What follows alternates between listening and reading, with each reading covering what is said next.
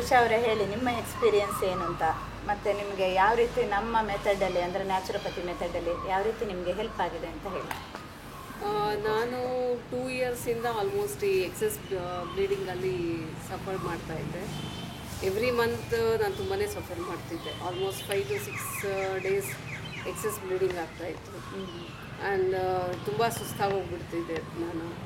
So ನಾನು last 1 year ಹಿಂದೆ ನಾನು ಇದು ಹಾರ್ಮೋನ್ ಥೆರಪಿ ತೊಗೊಂಡೆ. ಅದಾದಮೇಲೆ ಕಂಟ್ರೋಲ್ ಬಂತು. ಮತ್ತು ಈಗ ಲಾಸ್ಟ್ ಒಂದು 5-6 ಮಂತ್ಸಿಂದ ಮತ್ತೆ ವಾಪಸ್ ಅದೇ ರುಟೀನಾಗಿ ಶುರು ಆಗಿತ್ತು.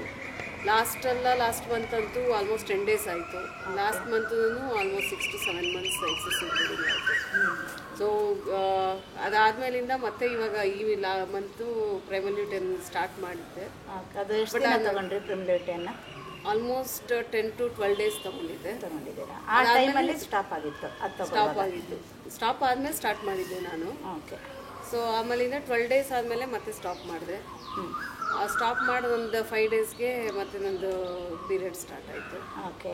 ಸೊ ಇವಾಗ ಫಸ್ಟ್ 2 ಡೇಸ್ ಅಂತೂ ಎಕ್ಸೆಸಿವ್ ಬ್ಲೀಡಿಂಗ್ ಆಯಿತು. ಆಲ್ಮೋಸ್ಟ್ ನಿಂತ್ಕೊಳ್ಳೋಕ್ಕೂ ಆಗದೆ ಇರೋಷ್ಟು ತುಂಬ ಬ್ಲೀಡಿಂಗ್ ಆಯಿತು. ಆಮೇಲೆ 3rd ಡೇಗೆ ಒಂಚೂರು ಕಂಟ್ರೋಲ್ ಬಂತು. ಅದಕ್ಕೆ ಏನೇನು ಮಾಡಿದ್ದೀರಾ? ಇವರು ನಿಮ್ಮ ಸಜೆಷನ್ ಪ್ರಕಾರನೇ ನಾನು ಗರ್ಕೆ ಹುಲ್ಲುದು ಇದು ಜ್ಯೂಸು, ಅದಾದ ಒಂದು 10 ನಿಮಿಷ ಟೈಮ್ ಬಿಟ್ಟು ಅದೇ ತೆಂಗಿನ ಮೊಗ್ಗುದು ಜ್ಯೂಸು, ಅದನ್ನು 2 ಟೈಮ್ಸ್ ತೊಗೊತಿದ್ದೆ. ಬೆಳಗ್ಗೆ ಒಂದ್ಸತಿ, ರಾತ್ರಿ ಒಂದ್ಸತಿ ತೊಗೋತಾ ಇದ್ದೆ. ಅದಲ್ಲದೆ ಕರ್ಬೂಜ ಹಣ್ಣು ತಿಂತಾ ಇದ್ದೆ, ಜ್ಯೂಸ್ ಮಾಡ್ಕೊಳ್ತಿದ್ದೆ. ಇಲ್ಲಾಂದರೆ ಬದಲಿಗೆ ಊಟದಾದರೆ ತೀರಾ ಹಸಿದಾಗ ಒಂದು ಚೂರು ಅನ್ನ ಮಜ್ಜಿಗೆ ತಿಂತಿದ್ದೆ. ಅದು ಬಿಟ್ಟರೆ ಕರ್ಬೂಜದ ಹಣ್ಣೇ ಫಸ್ಟ್ 2-3 ಡೇಸ್ ಅದಷ್ಟೇ ಇದ್ದಿದ್ದು. ಅದಾದಮೇಲೆ 3rd ಡೇಯಿಂದ ಒಂಚೂರು ಕಂಟ್ರೋಲ್ ಬಂತು. ಸೊ 4th ಡೇನು 3rd ಡೇಗಿಂತ 4th ಡೇ ಬೆಟರ್ ಇತ್ತು control. 5th day okay fine, ಒಂಚೂರು ಮಾಡ್ರೇಟಾಗಿ ಆಗ್ತಿದೆ. ಸೊ ಇವತ್ತು 5th day. So hoping I will get better. So ಇದೇ ರೀತಿ ಕಂಟಿನ್ಯೂ ಮಾಡ್ಕೊಂಡು ಬಂದರೆ ನಿಮ್ಮ ಪ್ರಾಬ್ಲಮನ್ನು 100%. ನೀವು ಹೋಮಿಯೋಪತಿ ಮೆಡಿಸಿನು ಕೂಡ ಕೊಟ್ಟಿದ್ರಿ. ಸೊ ಅದು ಕೂಡ ತುಂಬ ಹೆಲ್ಪ್ ಆಯಿತು. ಸೊ ಅದು ಮತ್ತು ಮುದ್ರಾ ಪ್ರಾಣಾಯಾಮ ಎಲ್ಲ ಹೇಳ್ಕೊಟ್ಟಿದ್ರು.